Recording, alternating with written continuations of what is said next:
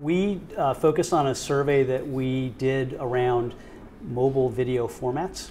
About 2/3 of advertising today is spent in interstitials.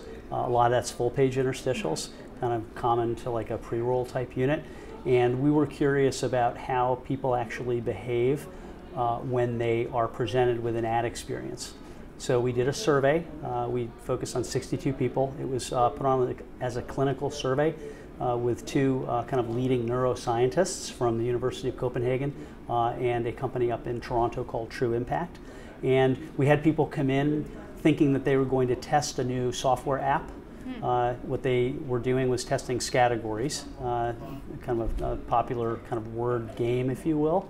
And what they didn't know, what the subjects didn't know, is that we would be putting ad units into the experience during certain periods. And then what we did was we measured them 3 ways. We measured kind of the neuro activity that was happening in their brain. So we used kind of an MRI scanner to do that. We also tracked what they were looking at, and we used kind of eye tracking glasses and software to look at that. And then we asked them just good old-fashioned survey questions. But by using these 3 different types of approaches, we were able to understand what people were thinking, what they were looking at, and what their opinions were of these 2 different types of formats. So we found some pretty interesting things. The first thing is that people find full-page interstitial units to be annoying, interruptive, and disruptive to their experience. They don't like them. They use negative feedback. When they look at something that's more kind of like an embedded opt-in mobile video unit that kind of presents itself to them, they found those to be kind of joyful, helpful. They were generally positive type of things. So that's the first thing that we found.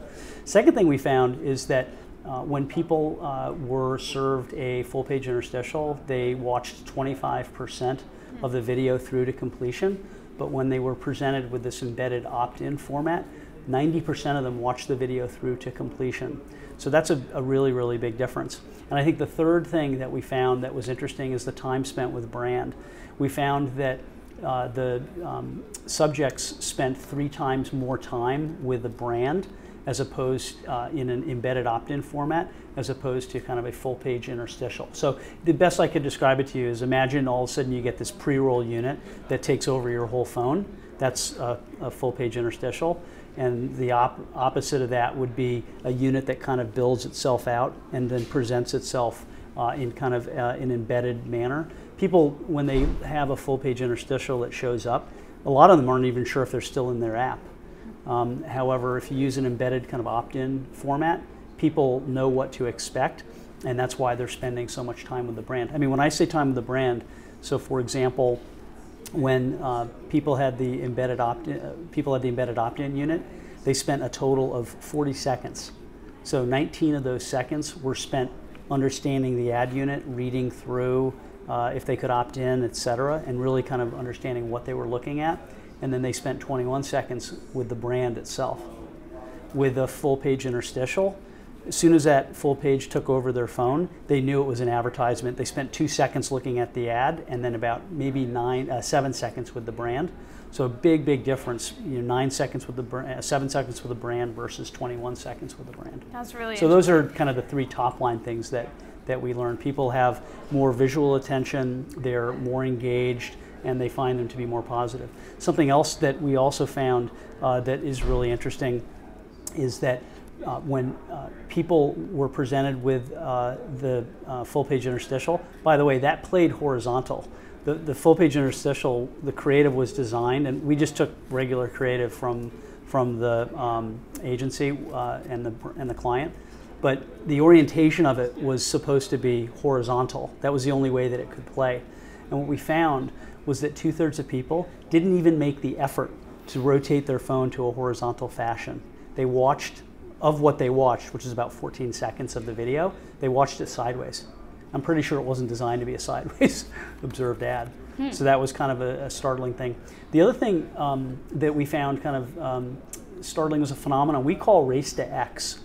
And what happened is when a full-page interstitial showed up, and this only happened with this type of format, the full-page interstitial, when it took over the phone, after people realized that it was an ad, which is a couple of seconds, they started looking in the corners of the unit. And eye tracking software enables you to do that. You can look in the corner, you can kind of understand what people are looking at, how long are they looking at it, and how many people look at that same location. And they were looking for basically the timer and the X button.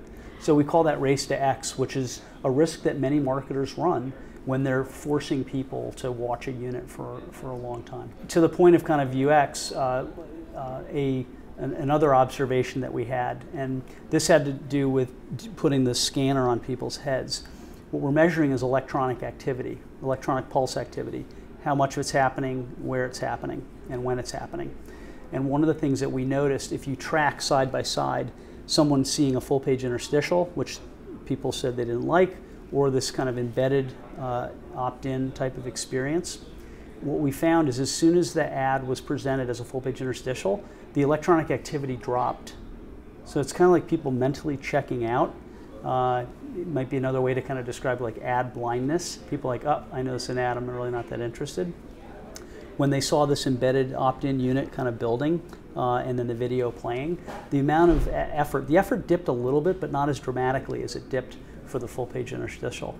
So there's a lot we can really understand by using things like neuroscience and biometrics to enhance kind of the research focus of understanding how people engage with these new formats. As the leading industry association for our industry, the IAB provides great quality.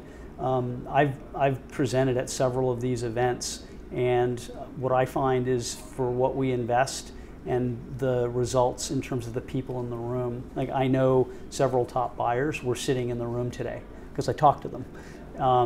And I think having a partnership with the IAB is a really, really good investment.